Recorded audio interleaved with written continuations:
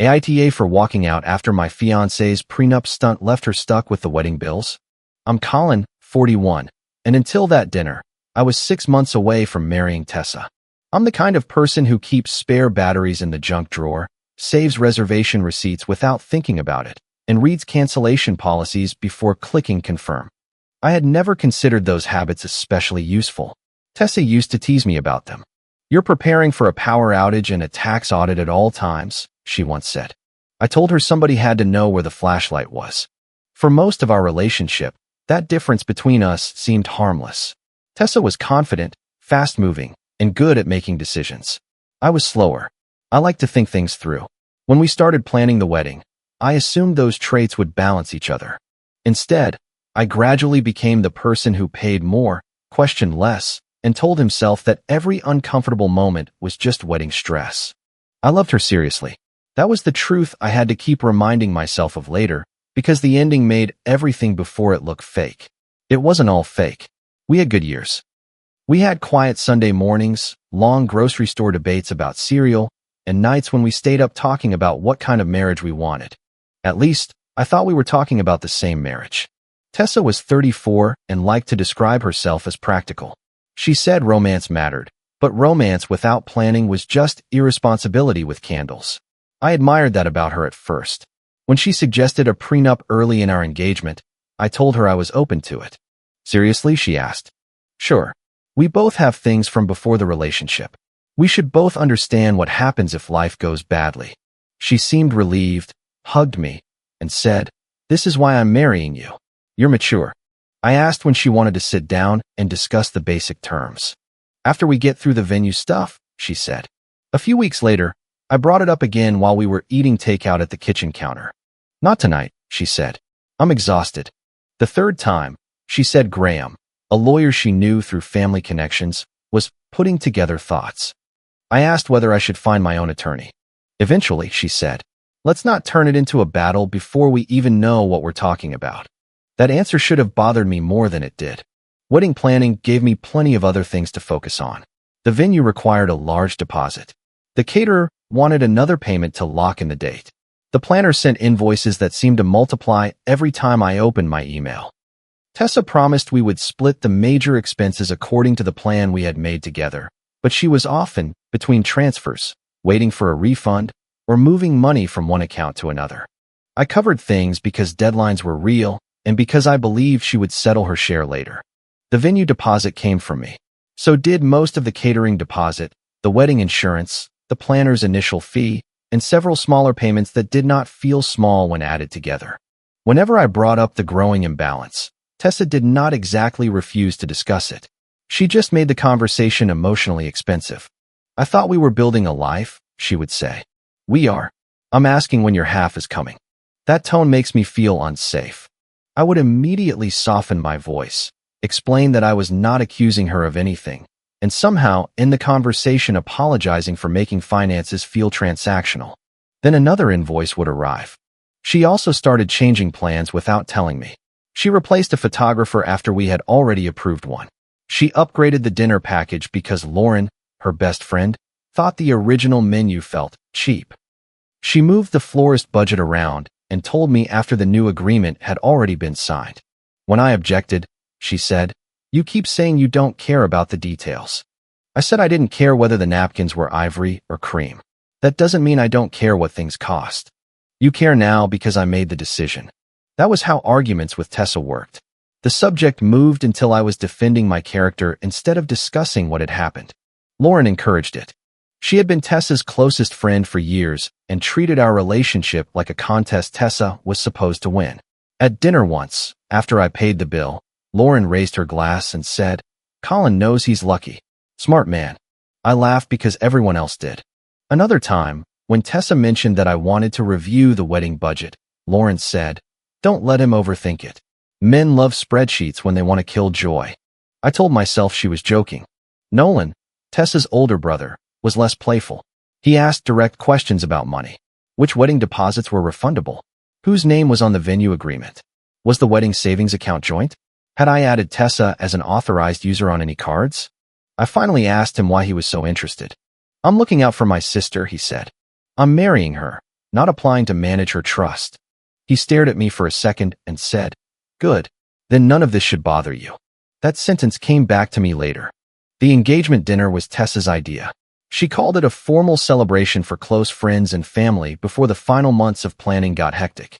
She reserved a private dining room at an expensive restaurant and sent a calendar invitation labeled simply, "Colin and Tessa Engagement Dinner."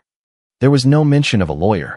When I arrived, handwritten seating cards were arranged around a long table beneath low amber lights. Tessa had put effort into every detail. White flowers sat in narrow glass vases. Champagne waited in silver buckets. Each place setting had a printed menu. Graham sat 2 seats away from me. I had met him once at a holiday party. He was 46, polished, calm, and always seemed to be speaking as though someone might quote him later. Tessa introduced him that night as a family friend, so I assumed he had been invited socially. Then I noticed the thick packet near Tessa's chair. It had colored signature flags sticking out of the side. There was also a black pen beside my plate. Not in the center of the table. Not near the menus. Beside my plate, aligned with the knife. I looked at Tessa. She smiled and touched my wrist. "Relax. Tonight is supposed to be nice." That was the first moment I knew something was wrong. The appetizers arrived. Conversation stayed light. Lauren talked about a vacation. Nolan complained about a contractor. Graham barely touched his food. Tessa waited until everyone had champagne. Then she stood. "I just want to say how grateful I am that all of you are here," she began. "Marriage is about love, obviously, but it's also about trust, maturity, and protecting the future you're building." I felt several people at the table go still. Tessa continued, "Colin and I have always agreed that responsible couples are honest about money. So tonight, I thought we could take one more step toward our marriage." She picked up the packet and placed it beside my glass. The sound it made against the tablecloth was soft, but the entire room seemed to hear it. Graham leaned forward. Lauren smiled before anyone else reacted. Tessa said, "It's just paperwork, Colin. If we're solid, it shouldn't scare you." For a few seconds, I honestly thought it might be a strange joke. Then Graham opened his briefcase and removed a second copy. "This is a standard protective agreement," he said. "Nothing emotional about it. It simply clarifies expectations." I looked at Tessa. "You brought your lawyer to our engagement dinner?" He was already invited. "As your lawyer?" "As someone who can explain things without us getting emotional." Lauren clapped 2 times, lightly, like Tessa had just announced a surprise gift. "That's how a smart woman does it," she said. A few people laughed. Not everyone. I opened the packet. The first page had our names, the date, and signature lines. The signature flags were not placed at sections for discussion. They marked the final execution pages. "This is a final version," I said. Graham gave me a patient smile. "It's complete enough for signature, yes. You would still be free to have someone review it afterward." I looked up. "After I sign it tonight?" His smile tightened. "You are free to seek advice at any time." "That isn't what I asked." Tessa sat down beside me. Her smile remained fixed, but her voice dropped. "Please don't make this difficult." I flipped through the next pages.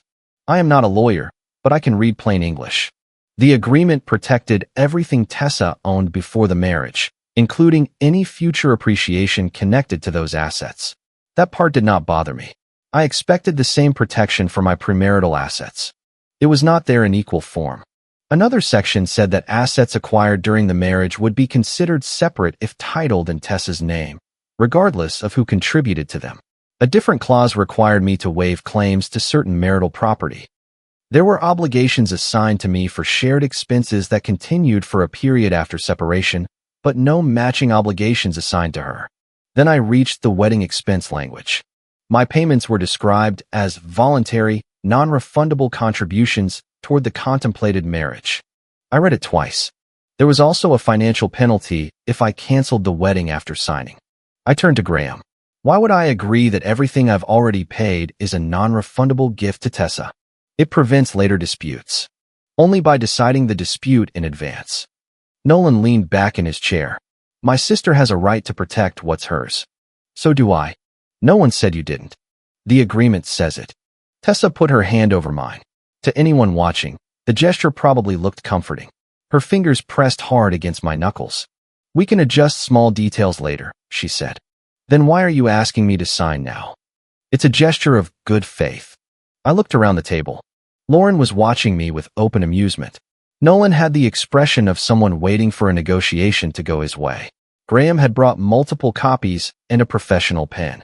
Two of Tessa's relatives would not meet my eyes. Tessa was not nervous. If she had been afraid I might react badly, her hands would have trembled. Her voice would have cracked. She would have asked to speak privately. Instead, she was performing calm. The room was not a celebration. It was an audience. I said, "So this isn't a conversation. It's a presentation." Tessa's jaw tightened. One of her aunts spoke from the other end of the table. "Colin, sweetheart, this is just protecting both of you." "It doesn't protect both of us," Graham said. "That is a matter of interpretation." "No, it's a matter of reading." Lauren leaned forward. "A real man won't be scared of paperwork." I kept my eyes on the agreement. "I'm not scared of paperwork. If you love her, why hesitate?" "Because love does not require me to sign something I haven't reviewed." Lauren rolled her eyes.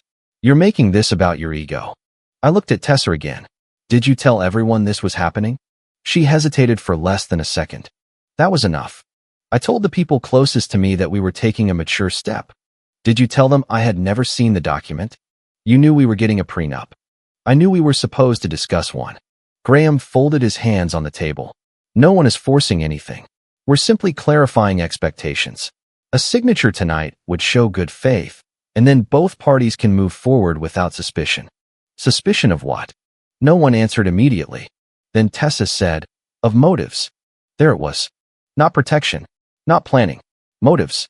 She had framed the dinner so that signing proved I loved her, and refusing proved I wanted something from her. I closed the packet. The room went quiet. Tessa whispered, "Don't do this." I placed the pen on top of the papers. "I'm not signing a legal document at dinner." Her face flushed. "You're really going to embarrass me in front of everyone?" "No," I said. "I'm done helping you embarrass me." My chair scraped against the floor as I stood. Lauren said, "Oh my God, he's actually walking out." I looked at Graham. "Enjoy the rest of your closing argument." Then I left. I did not throw the packet. I did not raise my voice. I did not insult anyone. I carried the prenup with me. That detail mattered later. Outside, the night air hit me hard enough to make me realize how warm the private room had been. I walked to my car, got in, and locked the door. My hands shook once I was alone. Tessa called before I had even started the engine. I let it ring. Then Lauren called. Then Nolan. My phone lit up over and over on the console. I stared at the names until the screen went dark. Part of me wanted to go back inside and tell every person at that table exactly what I thought of them. Another part wanted to text Tessa a sentence cruel enough that she would remember it for years. Instead, I called Grant. He answered on the second ring. "Everything okay?" "No." I told him what happened. At first, he interrupted twice because he thought he had misunderstood. "Wait, her lawyer was at the engagement dinner?" "Yes." "With a signature copy?" "Yes." "And everyone knew except you?" "Looks that way." Grant was quiet for a moment. Then he said, "Do not text while angry." "I know." "No, I mean it. Don't send one sentence you'll have to explain later. Send everything to a lawyer." She made me look like a gold digger in front of everyone. Then make the truth boring, written, and impossible to spin. I leaned my head back against the seat. "I want to scorch the earth." "I know. Don't. If they used a lawyer to embarrass you, you're allowed to use a lawyer to protect yourself." My phone buzzed again. "Tessa, come back inside." A second message arrived. "Tessa, you are making yourself look guilty." I typed, "Guilty of wanting my own attorney?" I showed it to Grant before sending it. "That's fine," he said. "Then stop." I sent it. Tessa replied immediately. "Tessa, we were trying to make this easy." "Tessa, Lauren was right. You always turn simple things into a process." Then another message appeared. It was a screenshot of a text conversation between her and Lauren. Tessa had apparently meant to show me something Lauren said after I left. But the crop was sloppy. At the top of the screenshot, above the new message, part of an older line was visible. "Lauren, do it in front of everyone. He'll fold." I stared at it. Grant heard me stop breathing. "What?" She sent me proof. I saved the screenshot, forwarded it to my email, and took another screenshot that showed the time and sender. Then I turned off notifications. I drove home, put the prenup on the dining table, and did what I always did when I felt overwhelmed. I started organizing. I opened every wedding email I had saved. I pulled the venue contract, catering agreement, planner invoices, insurance documents, payment confirmations, and the written agreement governing the wedding savings account. I did not cancel anything that night. That mattered too. I only read. The venue contract listed me as the paying party for 2 major deposits. One had a partial cancellation window that closed in 9 days. The catering contract allowed cancellation of the next installment before noon the following day. The planner's next invoice was due at 9 a.m. The ring insurance policy was in my name. Several service accounts were mine. Tessa had access as an authorized user, but ownership and payment responsibility stayed with me. The wedding savings account was not a standard joint account. We had opened it under a written arrangement that documented our individual contributions and allowed either party to withdraw only what that person had deposited unless both agreed otherwise. I had contributed most of it. At 12:17 a.m., Tessa called again. I did not answer. At 12:43, she sent an email. The subject line was, "Tonight." The email said I had humiliated her, made her feel unsafe, and revealed why she needed legal protection. She said everyone at dinner now had concerns about my reaction. She accused me of punishing her for setting a healthy boundary. She did not mention the one-sided clauses. She did not mention the signature flags. She did not mention that I had asked to discuss a prenup privately several times. Near the end, she wrote, "I hope you calm down before you damage the wedding over your pride." That sentence made something in me settle. Not rage. Clarity. She still believed the wedding would continue because she believed I would eventually absorb the humiliation, pay the bills, and apologize for being upset. That was my pattern. I had taught her that my discomfort was temporary and my payments were dependable. At 7:30 the next morning, I called Rebecca. I had used her once before for a contract issue. She was 45, direct, and uninterested in emotional theater.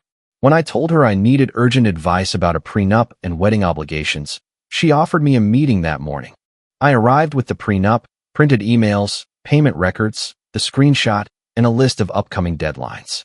Rebecca read in silence. Every few pages, she placed a small sticky note near a clause.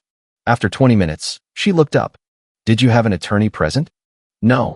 "Had you seen any version of this before dinner?" "No." "Were you told the dinner would involve a legal review?" "No." "Were you expected to sign that night?"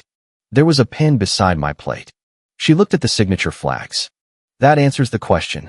She continued reading. When she reached the wedding expense section, she exhaled through her nose. "This is not mutual protection," she said. "It converts your prior and future wedding spending into unrecoverable contributions while preserving claims against you if the marriage never occurs." That's what I thought. It also creates unequal treatment of assets acquired during marriage and assigns obligations to you that do not have meaningful equivalents for her. So it's bad. It is one-sided, and the presentation creates an obvious coercion concern. That does not automatically make every clause unenforceable, and I'm not promising you a courtroom victory. I'm saying you were correct not to sign. I told her about the vendor deadlines. Rebecca went through each contract with me. This deposit can be partially canceled. This one is already non-refundable. This payment has not yet become due. This service is in your name, so you can remove authorized access. This account agreement permits you to withdraw your documented contribution. She tapped the catering contract. If you intend to pause the wedding, send notice before noon. Do not claim fraud.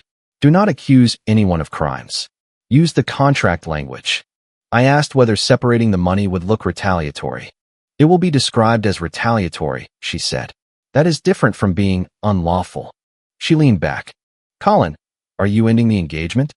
"I don't know yet." "Then don't pretend nothing happened. Pause what can be paused. Stop future obligations you have not agreed to carry alone. Preserve records. Communicate in writing." She looked at the prenup again. "And I recommend we answer this with a rejection letter and a balanced counterproposal." "A counterproposal? You said you are not opposed to a prenup." "I'm not." "Good. Then we remove their favorite accusation. We offer an agreement that protects both parties. Their response will tell you whether this was about security or control." That was the first moment I understood the strategy. Not revenge. A test. By 10:30 that morning, Rebecca had sent formal notices to Tessa and Graham stating that I rejected the agreement, had not received independent counsel or reasonable review time, and would not discuss legal terms in front of family or friends. I sent the caterer written notice pausing the next payment within the contract window. I notified the venue that I was exercising the partial cancellation option for the deposits under my name. I lost part of the money. I recovered part. I canceled the planner's automatic payment before it processed. I removed Tessa as an authorized user from the services and cards that were mine.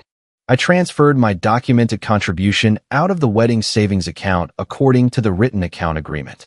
I did not touch a dollar she had contributed. I revised the ring insurance policy to reflect that the engagement was formally paused and that the ring's status would be addressed in writing. Then I emailed Tessa. All wedding-related financial matters should be handled in writing going forward. I have paused or canceled only those obligations for which I am the contracting or paying party and where the agreements permit it. I have not withdrawn any funds contributed by you. Rebecca will send a response regarding the prenup. You wanted everything defined on paper. I agreed. Her first reply came less than a minute later. Tessa, what did you do? Then, Tessa, the planner just called me. Then, Tessa, Colin, answer your phone. I did not. At 11:12, the caterer emailed both of us asking who would cover the next scheduled payment if the event remained active.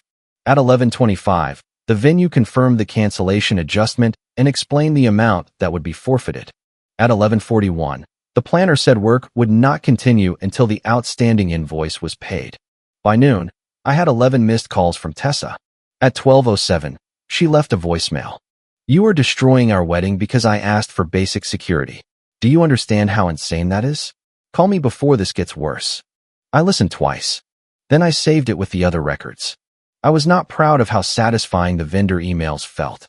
I had spent the previous year being told that I cared too much about numbers and contracts. Now the numbers were speaking for me. That satisfaction did not erase the grief underneath it. My wedding was collapsing on a Wednesday morning. I still had a suit fitting on my calendar. We had tasting notes in the kitchen. There were sample invitations in a drawer. I had spent months imagining Tessa walking toward me while everyone we loved watched. Now some of those same people had watched her put a pin beside my plate. Around 1 o'clock, Nolan called from a number I did not recognize. I answered because I thought it might be a vendor. What the hell are you doing? He said. Hello, Nolan. You canceled the venue. I exercised the cancellation terms on deposits under my name. You could have talked to us before canceling everything.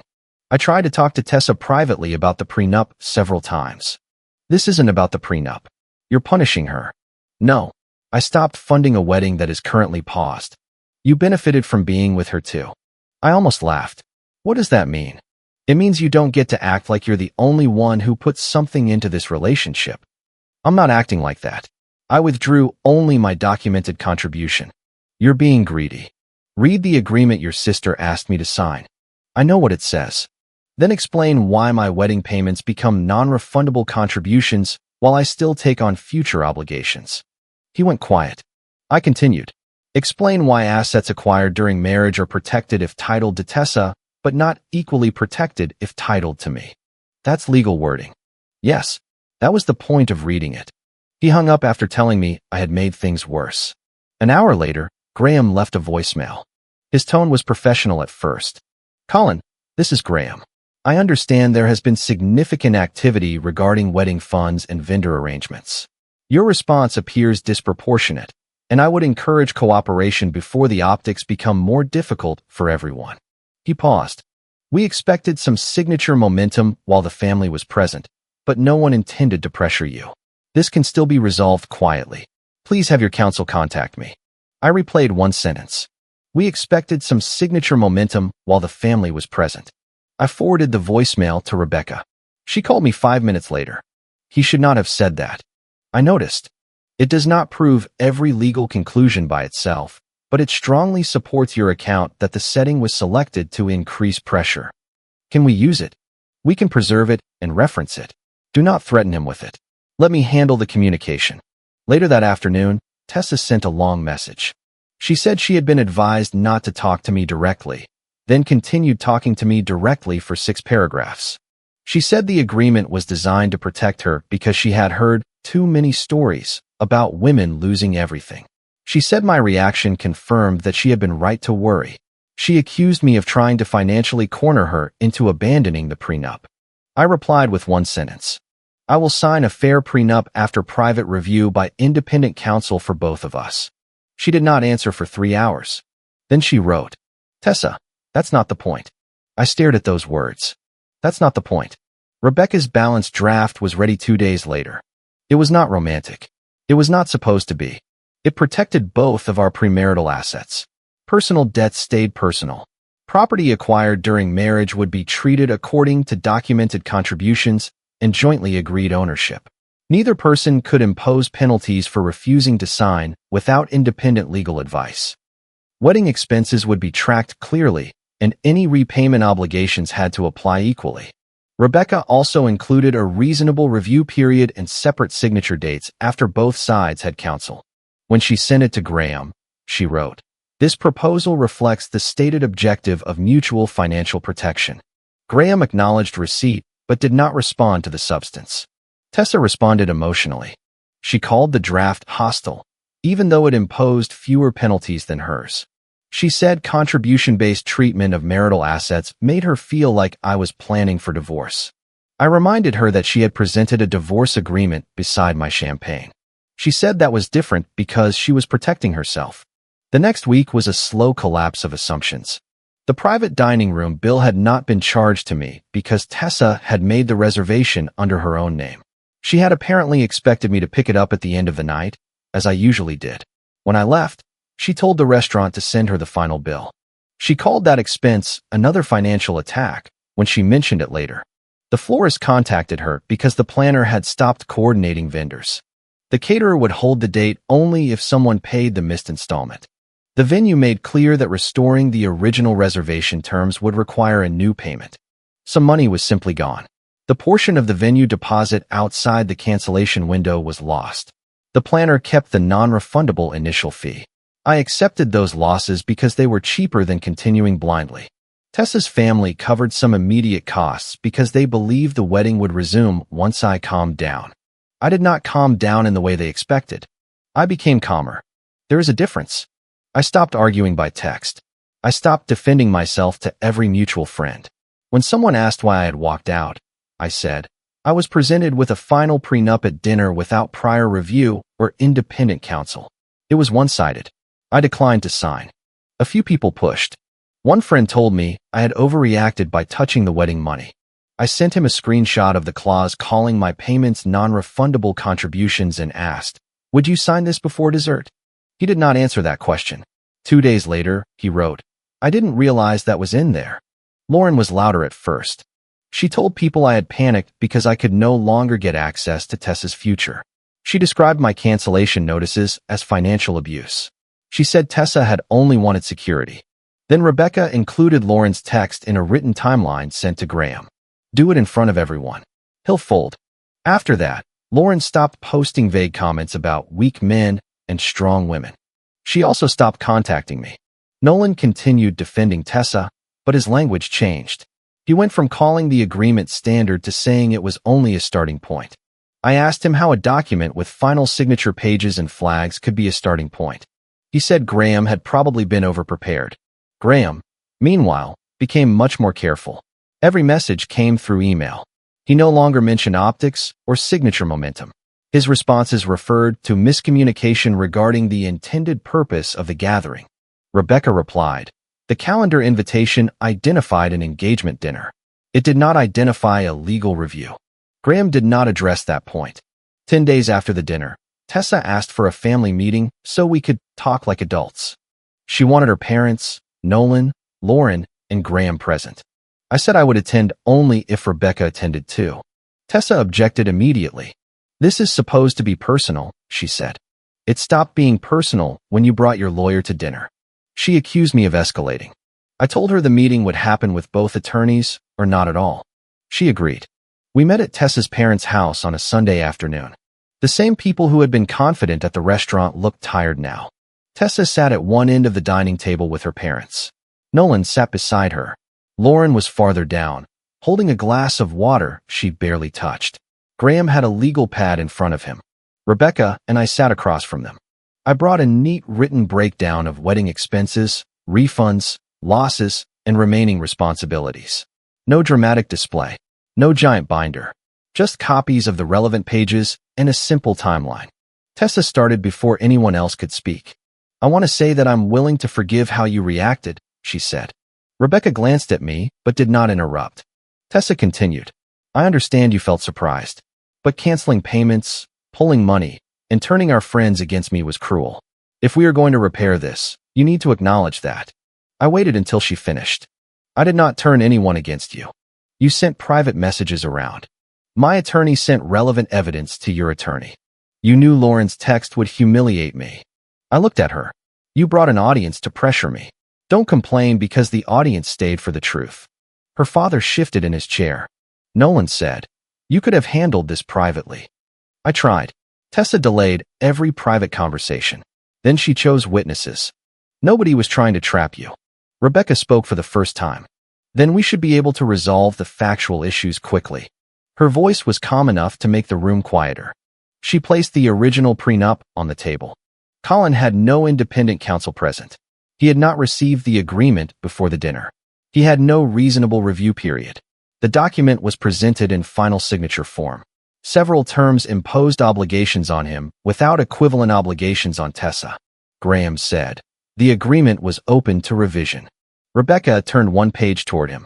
"Then why does your voicemail refer to expected signature momentum while the family was present?" Graham's face did not change much, but his pen stopped moving. Tessa's mother looked at him. "You said that." "It was an unfortunate phrase." Rebecca nodded. "It was also accurate." Tessa said, "No one held his hand down." "That is not the standard for pressure," Rebecca replied. Nolan crossed his arms. "My sister has a right to protect her assets." "She does," Rebecca said. "So does Colin. The original agreement does not provide equal protection." She walked through the clauses in plain language. Tessa kept everything she owned before the marriage and all appreciation tied to it. Colin's corresponding protections were narrower. Assets acquired during marriage could remain Tessa's separate property if titled in her name, even where Colin contributed. Colin's wedding spending became a non-refundable contribution. Certain post-separation obligations applied to Colin without equivalent obligations for Tessa. A cancellation penalty applied if Colin ended the wedding after signing. When Rebecca finished, no one spoke for several seconds. Tessa's father looked at Graham. "Is that accurate?" Graham said. "The provisions are more nuanced than that." Rebecca slid a highlighted copy toward him. "Please identify the equal provision for Colin." He did not touch the paper. Nolan finally leaned forward and read part of the wedding expense section himself. His expression changed. "This says he gives up any claim to reimbursement." "Yes," Rebecca said. Tessa looked at him sharply. "Nolan, I'm reading it." "It was to stop him from threatening me with money later." I spoke then. "I never threatened you with money. I asked you to pay the portions you agreed in writing to pay." Tessa turned toward me. "You always kept score." "I kept receipts because I was covering deadlines." "You called that partnership until the receipts became inconvenient." Her eyes filled, but her voice stayed hard. "This is exactly why I needed protection." "I'm not offended by a prenup," I said. "I'm offended by an ambush." Lauren finally spoke. "You're acting like Tessa invented the idea of doing it at dinner." Everyone looked at her. She immediately seemed to regret saying it. I asked, "Who else planned it?" She looked at Tessa. Tessa said, "Don't answer him." Lauren's face went pale. Rebecca placed the screenshot on the table. "Do it in front of everyone. He'll fold." Under it was another message Tessa had forwarded months earlier in an unrelated wedding planning email chain. Rebecca had found it while organizing documents I already possessed. Tessa had written, "Pressure dinner is the only way he won't drag this out for weeks." Lauren had replied, "Exactly. Keep it upbeat and make refusal look weird." The room changed. Not dramatically. Nobody shouted. Nobody suddenly announced that I was right. They just became uncomfortable. Tessa's mother looked down. Her father rubbed his forehead. Nolan stopped leaning toward me and sat back. Lauren stared at the table. Graham said, "Private communications can be misunderstood outside context." Rebecca answered, "The context is a final signature agreement presented at a dinner attended by family, friends, and counsel." Tessa looked at me as if I had betrayed her. "You went through my messages." You forwarded those messages in an email thread about the dinner reservation and seating plan. I did not access anything that was not already sent to me. That was private. So was our prenup supposed to be? Her voice rose. You are making me look awful. I'm reading what you wrote. She pushed her chair back slightly. I was scared. I needed to know you would sign without turning everything into a fight. You needed to know I would surrender under pressure. That is not what I said. You called it the pressure dinner. That was a joke. Was the cancellation penalty a joke too? Her father said her name quietly. Tessa. She turned on him. What? Everyone is sitting here acting like I'm some monster because I wanted to protect myself. Rebecca placed the balanced draft on the table. This protects both parties, she said. Premarital assets remain separate. Personal debt remains personal. Marital acquisitions are handled under clear contribution and ownership rules. Both parties receive independent counsel. Neither party is penalized for refusing to sign without review. Tessa did not look at it. Rebecca continued. Colin is prepared to consider this agreement after both sides have adequate time and advice. Tessa said, That's not what I asked for. The sentence landed harder in the room than any accusation had. I looked at her. Exactly. She finally picked up the first page, skimmed it, and put it down. This gives him claims over things I billed during the marriage. It gives each of you rights based on documented contributions and agreed ownership, Rebecca said. I don't want to have to prove every contribution. Then assets acquired jointly can be treated jointly. Tessa shook her head. No, I need stronger protection than that. For what? I asked. For my future. And what happens to mine? You're twisting this. No, I'm asking the question you built an entire dinner to avoid. She stood up. I will not sign something designed to punish me because you got embarrassed. Rebecca said. The revised agreement contains no punishment. Tessa looked at me. Are you choosing your lawyer over me? I almost answered quickly. Then I remembered every time I had paid to smooth something over, apologized to end an argument, or allowed an outside opinion to replace a private conversation. No, I said. I'm choosing not to marry someone who believes fairness is punishment. Her face went still. I continued, because this was the part one had avoided admitting even to myself. I loved you. I was ready to marry you. I would have signed a fair prenup. I still believe two people should protect what they bring into a marriage and understand their obligations. But you did not want a discussion. You wanted a scene where saying no made me guilty. Tessa crossed her arms. So what are you saying? I'm ending the engagement. Her mother made a soft sound. Tessa stared at me. You're ending our relationship over paperwork. No, I'm ending it over the trap. She laughed once, sharply. You'll regret this when you realize how much you lost. I already know what I lost. I slid the written expense breakdown toward Graham. It lists the deposits I paid, the amounts refunded, the amounts forfeited, and the costs Tessa agreed in writing to split. All remaining communication about reimbursement and vendor responsibility can go through counsel. Tessa looked at the pages but did not touch them. You planned this meeting just to humiliate me. You planned the first one. I came to finish the conversation. Nolan said, Colin, slow down. You don't have to decide this today. I decided when she refused the fair agreement. Tessa said, I never refused it. You just did. I said I need stronger protection. For you. Yes, for me. Why is that wrong? Because you were asking me to finance a marriage where only one person was protected from the other. No one defended her after that. They did not defend me either. Real life is not a movie where a family switches sides in unison and applauds the person who brought better evidence. They sat there, silent and embarrassed. That was enough. Rebecca and I left together. Outside, she asked whether I was certain.